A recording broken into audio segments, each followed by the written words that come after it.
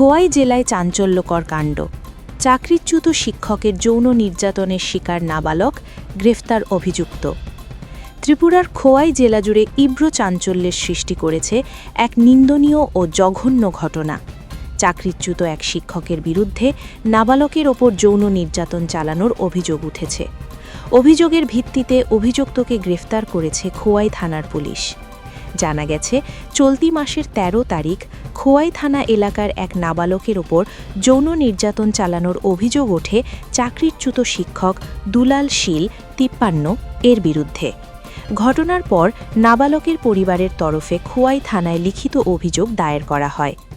মামলার তদন্তের দায়িত্ব নেন থানার অফিসার ইনচার্জ কৃষ্ণধন সরকার। তদন্তে নেমে পুলিশ অভিযুক্তকে তার রামচন্দ্র ঘাট স্থিত বাড়ি থেকে গ্রেফতার করতে সক্ষম হয়। নির্যাতিত নাবালকের শারীরিক পরীক্ষা নিরীক্ষার পর প্রাথমিক তদন্তে অভিযোগের সত্যতা পাওয়া গেছে বলে পুলিশ সূত্রে জানা যায়। অফিসার ইনচার্জ জানান, খোয়াই থানায় পক্সো আইনের ৬ নম্বর ধারায় মামলা রুজু করে তদন্ত শুরু হয়েছে। যদিও ঘটনার পর থেকেই অভিযুক্ত পলাতক ছিল, তবে পুলিশের তৎপরতায় শেষ পর্যন্ত তাকে আটক করা সম্ভব হয়। এদিকে গ্রেফতার অভিযুক্তকে আজ খোয়াই জেলা ও দায়রা আদালতে সুপর্দ করা হয়েছে। এই মর্মান্তিক ঘটনা প্রকাশ্যে আসতেই গোটা খোয়াই জেলা জুড়ে তীব্র ক্ষোভ ও উদ্বেগ ছড়িয়ে পড়েছে। অভিযুক্তের বিরুদ্ধে দৃষ্টান্তমূলক শাস্তির দাবিতে সোচ্চার হয়েছেন সাধারণ মানুষ থেকে শুরু করে বিভিন্ন মহল। এসজে নিউজ 24, সুস্থ থাকবেন, ভালো থাকবেন। ধন্যবাদ।